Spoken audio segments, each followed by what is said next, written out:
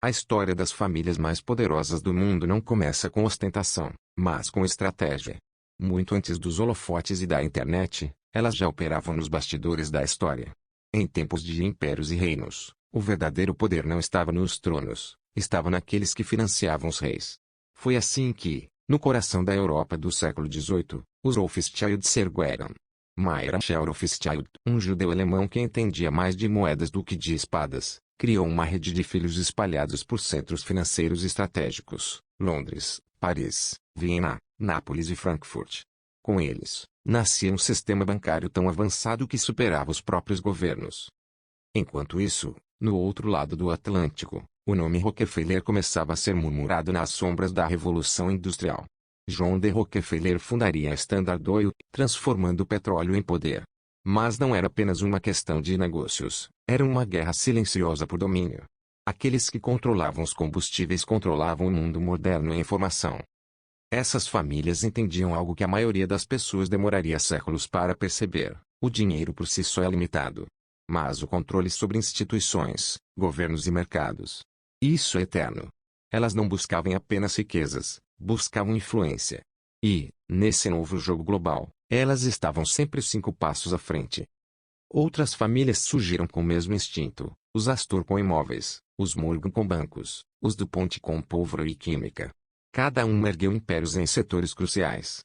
Cada passo era calculado, cada investimento era uma peça no tabuleiro global. E enquanto o mundo vivia guerras, crises e revoluções, essas famílias prosperavam. Elas sabiam que, no caos, nasciam as maiores oportunidades. Mas nenhum império sobrevive apenas com riqueza. O verdadeiro segredo dessas famílias estava em como mantinham o poder, mesmo quando as moedas mudavam, os regimes ruíam e as fronteiras se redesenhavam. E é exatamente isso que vamos descobrir a seguir: como essas famílias, discretamente, consolidaram sua influência em escala global, transformando sua presença em poder silencioso e praticamente intocável. O verdadeiro poder não se conquista da noite para o dia. Ele é construído com paciência, alianças e uma visão de longo prazo. As grandes famílias entenderam isso cedo, e usaram o tempo a seu favor. Com o capital acumulado durante suas ascensões meteóricas, elas passaram a investir em algo ainda mais valioso que dinheiro: influência. Não bastava enriquecer. Era preciso se tornar indispensável para o funcionamento do mundo. E foi exatamente isso que fizeram. Os Rockefeller financiaram universidades, hospitais, museus, não apenas por benevolência, mas porque sabiam que moldar o conhecimento era moldar o futuro. Os Rothschild, por sua vez, seguiram expandindo seu império bancário, operando como a espinha dorsal financeira da Europa, inclusive em tempos de guerra. Na Batalha de Waterloo, por exemplo, já tinham acesso à informação antes mesmo dos próprios reis. Isso era mais que poder. Era onisciência. Essas famílias compreendiam a linguagem das estruturas. Começaram a financiar campanhas políticas, a ocupar cargos em conselhos de grandes empresas e a influenciar leis que protegiam seus interesses. Os Morgan foram essenciais na criação do Federal Reserve, o Banco Central dos Estados Unidos. Um detalhe técnico. Talvez. Mas esse pequeno passo lhes garantiu acesso direto ao coração do sistema financeiro global. Na Europa, famílias aristocráticas se misturavam com essas novas potências industriais por meio de casamentos estratégicos, trocando títulos de nobreza por capital moderno. A monarquia se reinventava, agora escondida por trás de conselhos administrativos e fundações. A classe dominante não desapareceu, apenas trocou de roupa. Com o passar das décadas, essas famílias deixaram de ser apenas donas de empresas. Passaram a ser donas de setores inteiros: petróleo, transporte, mídia, saúde, defesa. Criaram monopólios e, quando necessário, os fragmentaram em nomes diferentes, mas todos ligados por acionistas invisíveis. A concorrência se tornava uma ilusão bem encenada. Elas não precisavam aparecer. Não precisavam discursar. Bastava assinar. Bastava um telefonema. E quando você detém esse nível de controle, a próxima jogada é inevitável: construir uma rede de influência tão complexa e profunda que nem mesmo os governos consigam escapar dela. E é exatamente essa teia que vamos começar a desvendar agora. À medida que o século XX avançava, o mundo se transformava em um tabuleiro mais complexo, e as grandes famílias, já estabelecidas, adaptavam sua estratégia. Não bastava mais dominar setores econômicos. Era necessário algo mais sutil, mais eficaz: controlar o discurso. controlar o que as pessoas acreditam. É nesse ponto que essas famílias entram no jogo da influência global. Criaram fundações filantrópicas, think tanks e organizações internacionais. Instituições como Council on Foreign Relations, a Trilateral Commission ou mesmo a Fundação Rockefeller passaram a ditar o tom de discussões políticas, econômicas e sociais no mundo inteiro.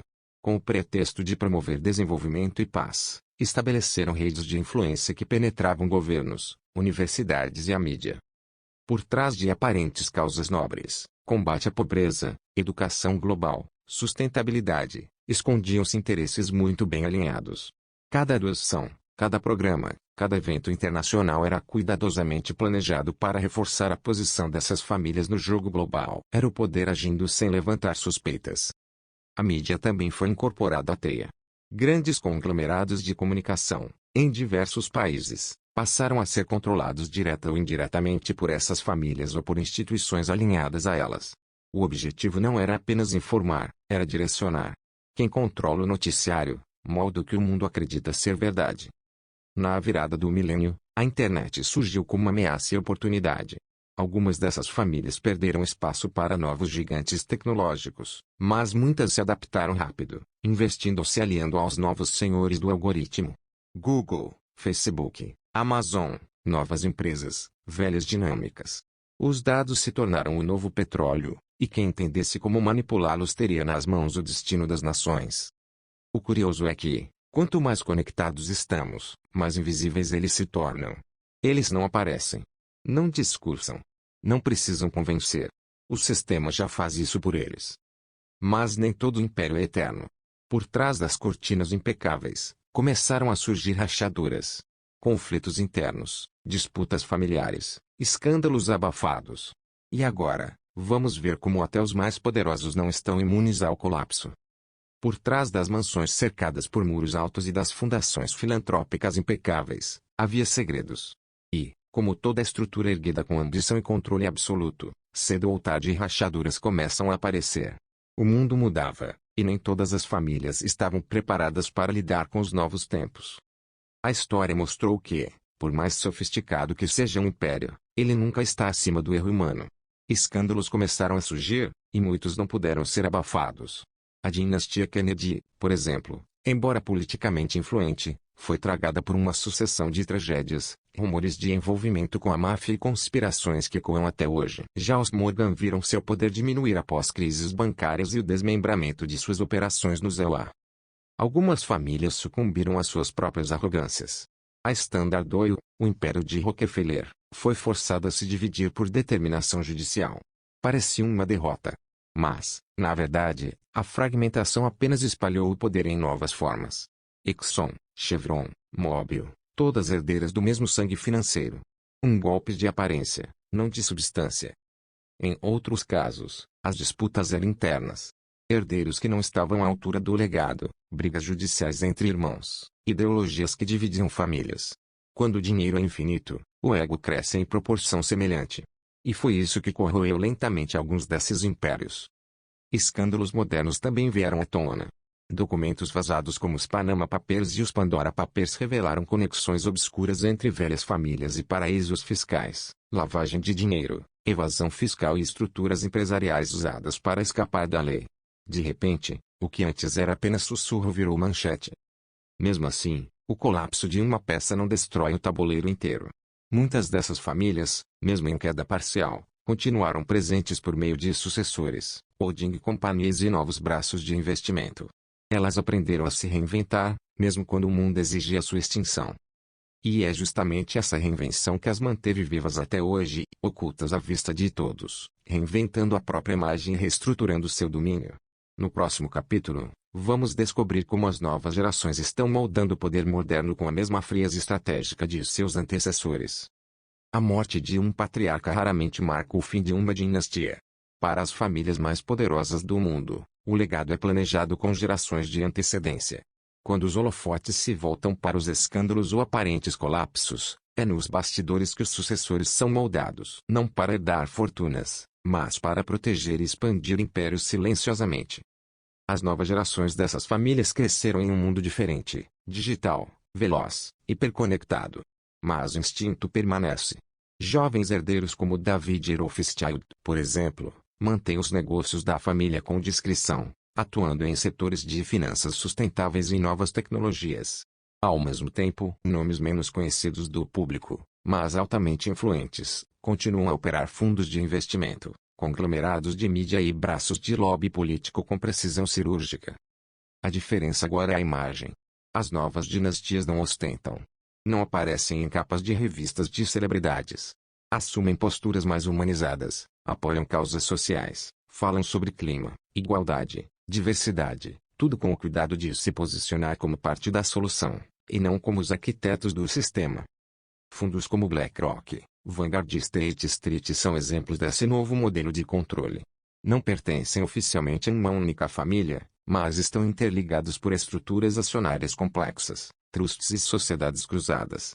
E por trás de suas decisões, muitas vezes, estão os mesmos sobrenomes centenários que dominavam o mundo nos séculos anteriores. A forma muda. A essência, não. As dinastias aprenderam a usar a descentralização como camuflagem. Agora, em vez de uma única empresa, elas controlam redes. Em vez de estarem no centro das decisões, estão nas bordas, pressionando, influenciando, moldando. O velho modelo de império deu lugar a uma estrutura distribuída, quase invisível. O poder moderno não grita. Sussurra. Está nas ações discretas, nos algoritmos de recomendação, nos fundos que decidem onde bilhões serão aplicados. E quando se percebe, é tarde demais, porque tudo já está sob controle. Mas afinal, até onde vai essa influência? Que tipo de decisões globais essas famílias realmente tomam? E quem ao enfrentá-las? Com tanto poder acumulado por tanto tempo, é natural que surjam teorias. Mas o que antes era apenas especulação, hoje parece cada vez mais plausível. Quando estruturas globais se movem sem transparência, o vácuo de informações se preenche com suspeitas, e algumas dessas suspeitas têm fundamento. Muitos acreditam que essas famílias influenciam, direta ou indiretamente, eleições, crises financeiras, guerras e até pandemias. Embora nem todas as alegações possam ser provadas, há registros históricos de envolvimento em decisões políticas internacionais, financiamento de conflitos e manipulação de mercados. A linha entre fato e ficção se tornou perigosamente fina. Em 2008, por exemplo, a crise financeira devastou milhões de vidas, mas alguns poucos lucraram bilhões. Fundos controlados por herdeiros de grandes dinastias apostaram contra o sistema e venceram. Coincidência ou cálculo? O mesmo vale para a influência em organismos globais. A Organização Mundial da Saúde, o Fórum Econômico Mundial, o FMI e todos recebem apoio, direta ou indiretamente, de entidades ligadas a essas famílias ou seus aliados. Controlar as ferramentas que moldam o mundo é mais eficaz do que controlar nações. Alguns documentos vazados sugerem encontros secretos, clubes fechados, reuniões onde decisões que afetam bilhões são tomadas por poucos. O famoso Clube Bilderberg, por exemplo, reúne anualmente banqueiros, líderes políticos, empresários e membros da aristocracia global. Oficialmente, são encontros de debate. Extraoficialmente, muitos acreditam que ali se define o futuro do mundo. Mas talvez o maior segredo seja a própria existência dessas estruturas. Elas não aparecem em rankings, listas da Forbes ou relatórios públicos. Estão acima disso. São consórcios ocultos, holdings camufladas, alianças intergeracionais. Controlam o que importa, mas se mantêm fora da vista. Para cada estrutura de poder aparentemente indestrutível, sempre surge alguém disposto a desafiá-la. Rebeldes nem sempre usam capas ou slogans. Às vezes, eles nascem dentro do próprio sistema. Filhos que rejeitam heranças. Executivos que decidem expor o que viram. Jornalistas que preferem a verdade ao silêncio comprado. E hackers que vivem à margem, movidos pela obsessão de mostrar ao mundo o que está escondido. Em meio à escuridão das dinastias, surgiram rachaduras. O caso mais emblemático é o de Edward Snowden, um homem comum que decidiu revelar como a máquina de vigilância global operava, expondo a simbiose entre corporações poderosas e governos. Embora não ligado diretamente às famílias centenárias, o impacto de sua ação revelou que o poder moderno está mais interligado do que se imagina. Outros, no entanto, vieram de dentro. Jovens herdeiros que se recusaram a seguir os passos da linhagem. Alguns optaram por doar fortunas. Outros, mais corajosos, vazaram documentos, contrariaram os conselhos de administração e enfrentaram processos movidos pelos próprios parentes. A vingança silenciosa dessas famílias é cruel: ostracismo, chantagem, reputações destruídas. A internet, por sua vez, se tornou um campo de batalha. Plataformas independentes, canais de investigação e grupos descentralizados começaram a levantar hipóteses, investigar conexões, desmascarar esquemas. É difícil, perigoso, e muitas vezes fatal. Mas o que antes era um sussurro agora ecoa em milhões de telas. Em países emergentes, novos movimentos tentam romper com o domínio externo. A ideia de soberania econômica volta à pauta. Moedas alternativas, acordos bilaterais sem a intermediação de instituições globais, blocos regionais independentes. Um grito de resistência contra séculos de influência. Mas as famílias não reagem com força bruta. Reagem com inteligência. Elas cooptam, reorganizam, reposicionam. Como um organismo vivo, o poder se adapta, absorve os choques e molda os rebeldes a seu favor. Nem todo revolucionário resiste à tentação de se tornar parte do sistema que jurou destruir. No capítulo final, mergulharemos no que está por vir. Afinal, como tudo isso afeta você, e o que pode ser feito. É hora de confrontar a verdade e decidir de que lado da história você estará. No fim, tudo se resume a escolhas. Por séculos, fomos espectadores de uma peça cuidadosamente coreografada. As famílias mais poderosas do mundo escreveram o roteiro, escolheram os atores e controlaram o cenário. Mas agora, o palco começa a ruir, e a plateia, enfim, desperta. A internet, apesar de vigiada, ainda abriga brechas. As criptomoedas desafiaram os bancos. As redes sociais, mesmo manipuladas, amplificaram vozes que antes seriam silenciadas. Nunca houve tanto acesso à informação, mas também nunca fomos tão bombardeados com distrações. E é justamente nesse paradoxo que está o poder das famílias. Elas sabem que, se todos tiverem voz, ninguém será ouvido claramente. O ruído é a nova censura. Mas há uma faísca. Uma sensação incômoda de que algo não está certo. Você já sentiu? É aquela dúvida persistente sobre quem realmente decide os rumos da sua vida. É o desconforto ao ver crises repetidas, desigualdades ampliadas, e soluções sempre adiadas. É o instinto que sussurra: tem alguém por trás disso. E tem. O que você faz com essa informação, no entanto, é o que define seu papel na história. Ignorar é fácil. Cômoda. Voltar ao fluxo das redes, ao consumo, ao silêncio. Mas despertar é irreversível. Porque depois que você enxerga as engrenagens, não consegue mais fingir que não sabe como o mundo realmente gira. Este não é um chamado à revolta, é um convite à consciência. Informar-se, questionar, buscar. Não para destruir, mas para reconstruir. Para tirar o controle das sombras e devolver a luz. As dinastias ainda estão lá. Reformuladas, reconfiguradas, mais sorridentes e conectadas do que nunca. Elas não desapareceram facilmente.